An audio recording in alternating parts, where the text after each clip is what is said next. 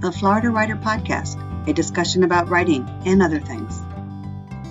Hello, and welcome to another edition of the Florida Writer Podcast with your host, Alison Nissen. And today I am lucky enough to be with John Russell. John, could you give us a 60-second elevator pitch about who you are and what you write? I'd be happy to, Alison, and thank you for having me here. I'm just delighted to be here today. My name is John Russell. I'm a professional psychic, internationally known. I've read as a professional psychic for 50 years now. I have clients in over 40 countries around the world, and I've been interviewed way over 100 times on radio and podcasts just in the past few years. And I'm writing, I have 2 books published, and I'm writing on a 3rd book now with lots more in the pipeline. So in a nutshell, that's me. All right, John, I am super intrigued. Are your books based on your craft? My books are based on my craft. I've done other writing. I've had some poetry published. I've had some nonfiction articles published. I've had a little bit of fiction published. And this is my first foray into books. And I had always wanted to do that, but I was absolutely a lousy writer. And even though I had had some things published and absolutely in love with writing, I was just terrible. I was just horrible at it. And like a lot of people, I studied and worked and studied and worked and studied and worked and got better at the craft till finally it was like, okay, I can tackle this now. I can get it out there. And I have to say that writing is one of the most difficult things in the world. For people to think it's easy, it's not. I have done hard manual physical labor in my life, and that was a lot easier than writing books.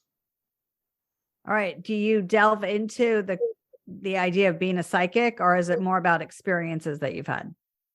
It's both. My first book, which is titled Writing with Ghosts, Angels, and the Spirits of the Dead, came about because I had shot a TV pilot for the History Channel. And my producer and I became friends. The pilot unfortunately didn't air, but my producer and I remained friends, and we continued to work on getting me on television. And he said, you know, I've had over 1,000 physical paranormal experiences in my life. And he said, if you'll just write up a few of those in a blog, just put some terse things down in a blog. And when we're approaching producers, we can refer them to that blog and they can get a better idea of who you are, what you've experienced, so on and so forth. So about that time, and I have to add that I've been a biker since I was 15. And on my current motorcycle, which I have almost 114,000 miles on, so a lot of riding, about that time, I began to have these over-the-top paranormal experiences, over the top even for me. And they were just incredible. And I began to write a few snippets of those on the blog. And I began to have them more and more frequently.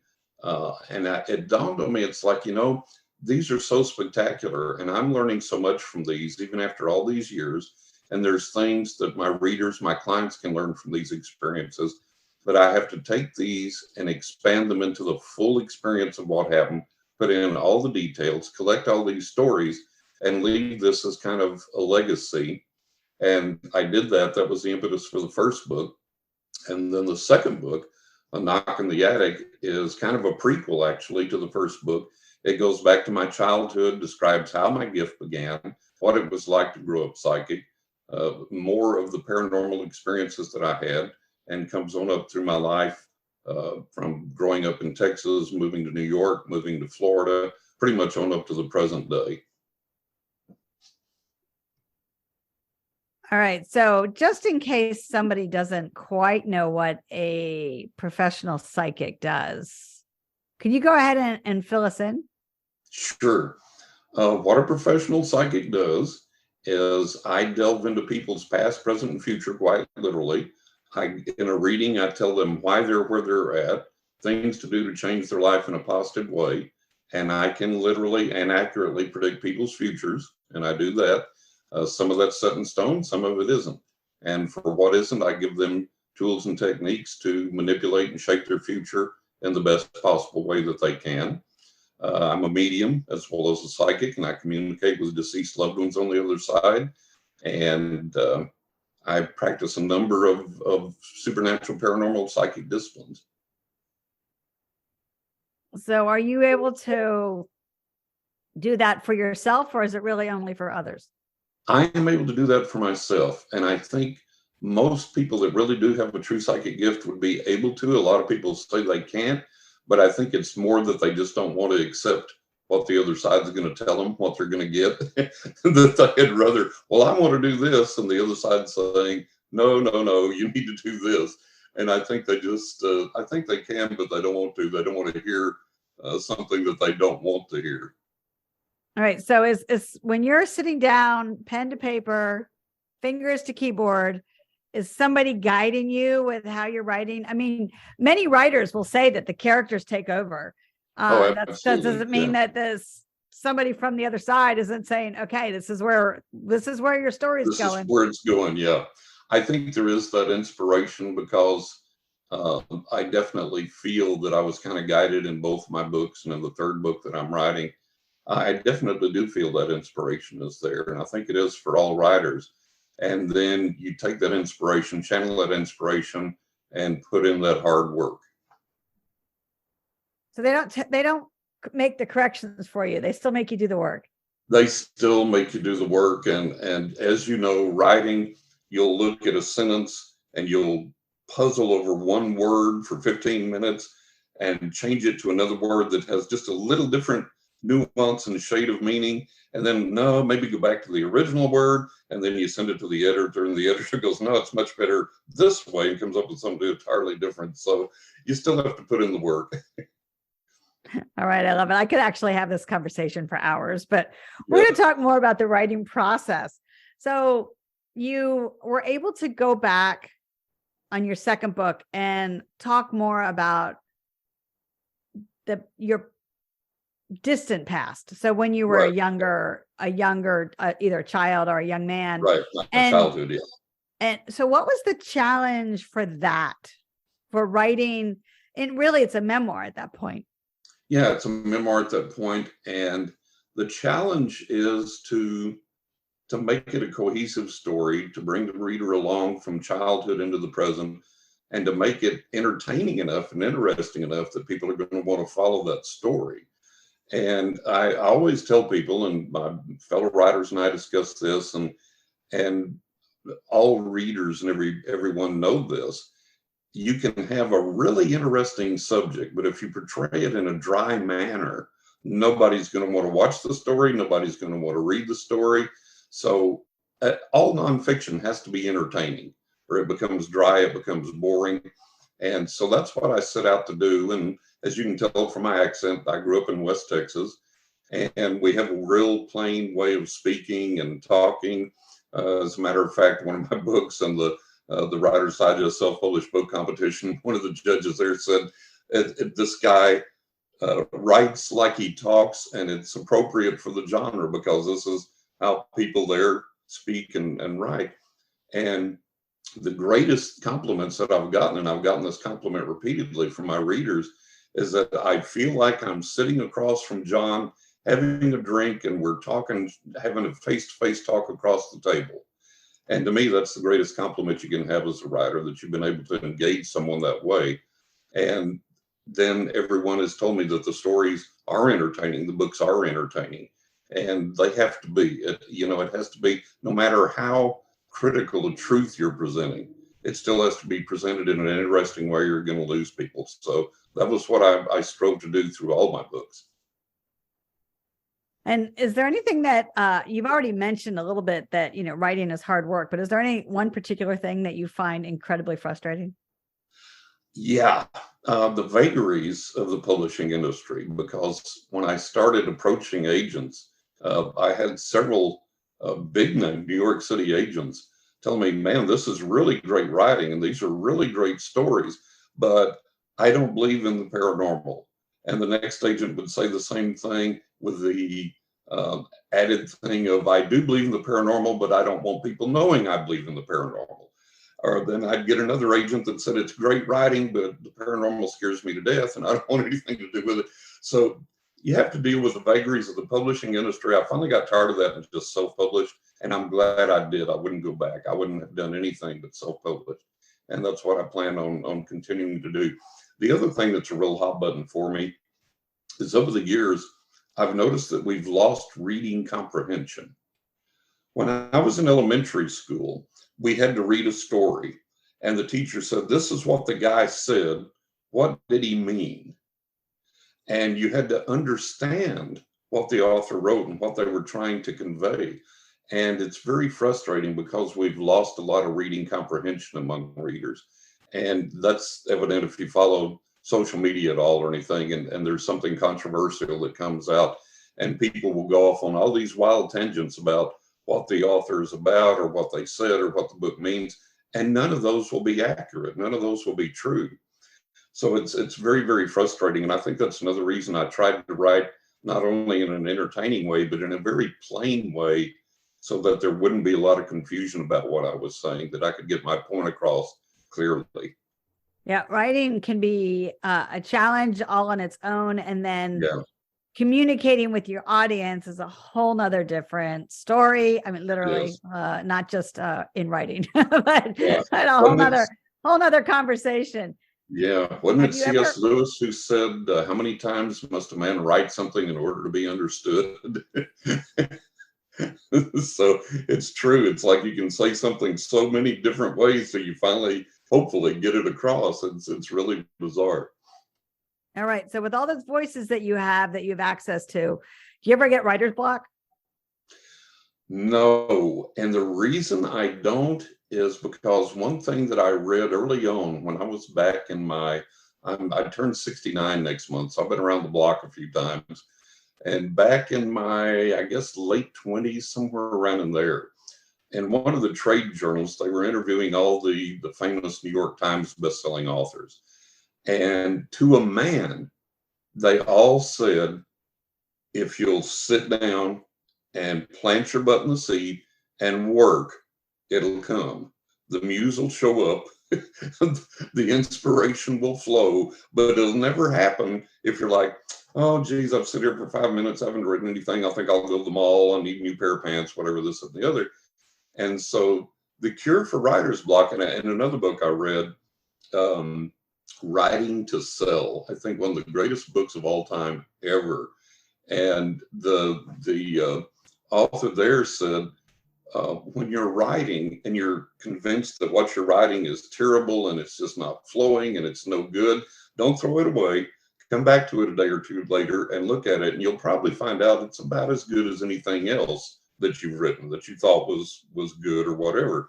And so we have this strange filter that we look at our own work through. We're never good enough, and everything's, it's great one day, it's Pulitzer material one day, the next it's not worth throwing in the trash.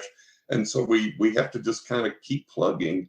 And but the greatest thing about writer's block that stuck with me was put your butt in the chair and work.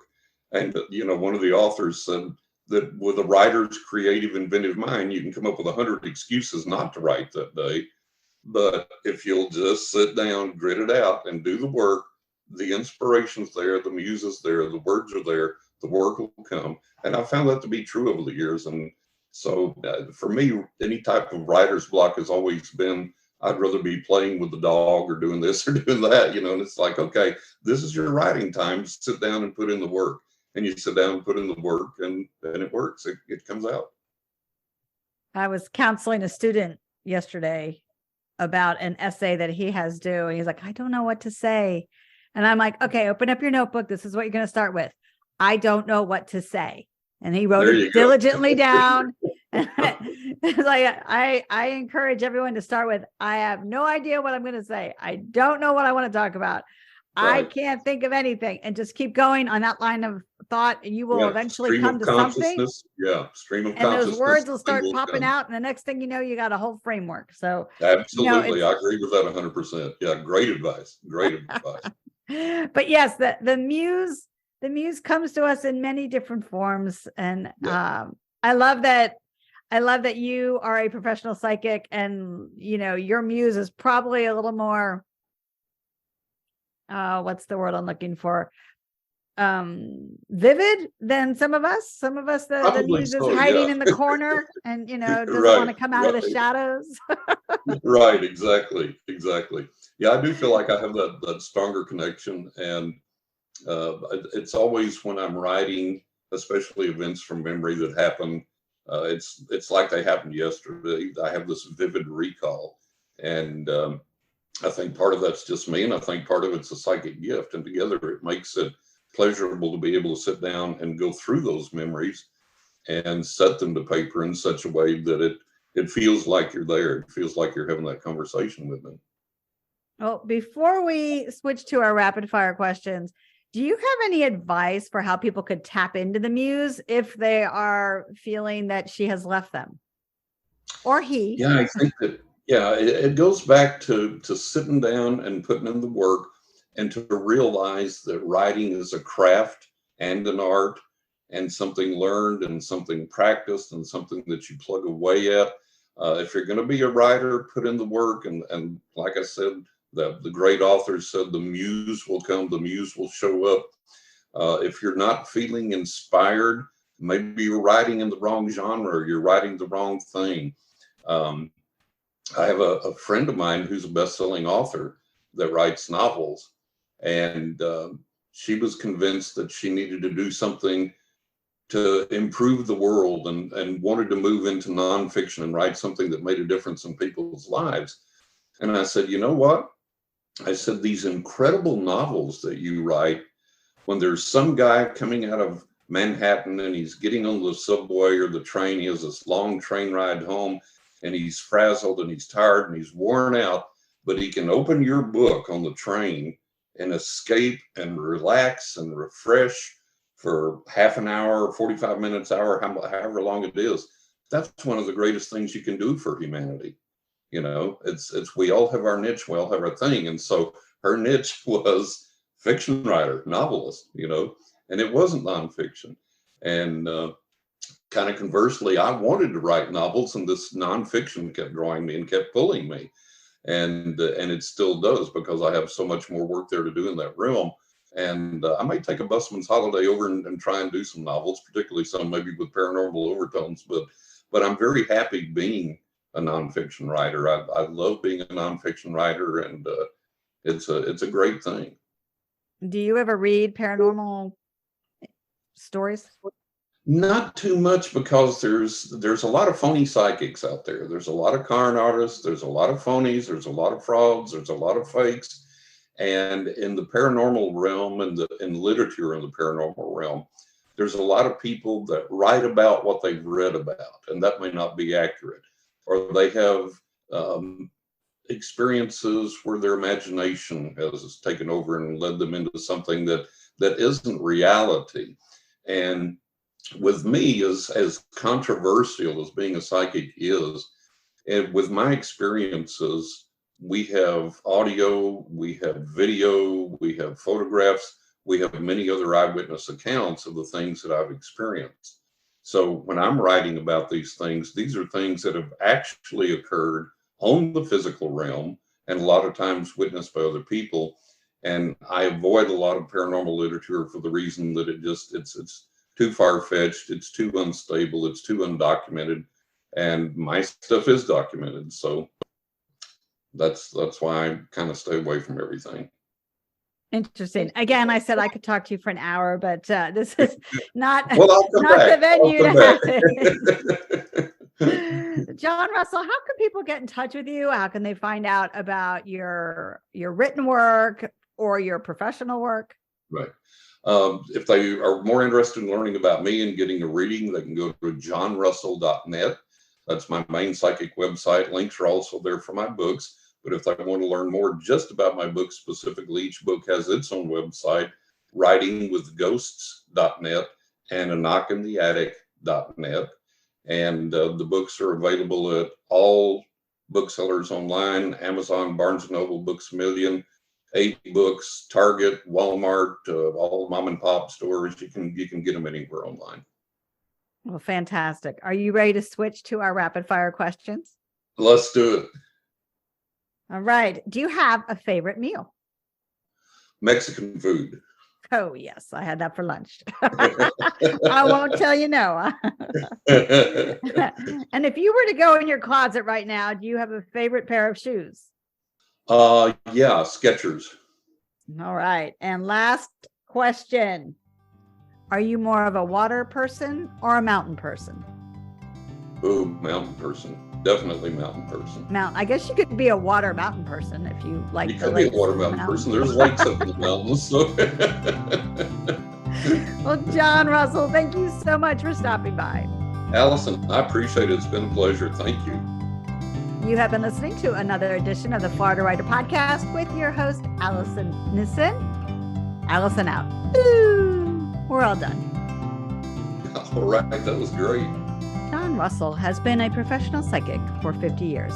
Internationally known, he has provided psychic readings for clients in over 40 countries and still reads full-time for a worldwide clientele.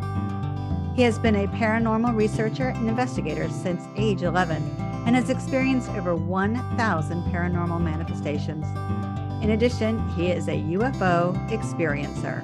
John has published 2 award-winning books in print, Writing with Ghosts, Angels, and the Spirits of the Dead, and A Knock in the Attic. A 3rd book, 20 Ways to Increase Your Psychic Abilities, is due for publication in 2023. John was also a featured presenter at the 2022 Paranormal Magic and Ancient Folklore Conference. For more information about John Russell, visit him at johnrussell.net. For more information about the Florida Writers Association, visit us on the web at floridawriters.org. Until next time.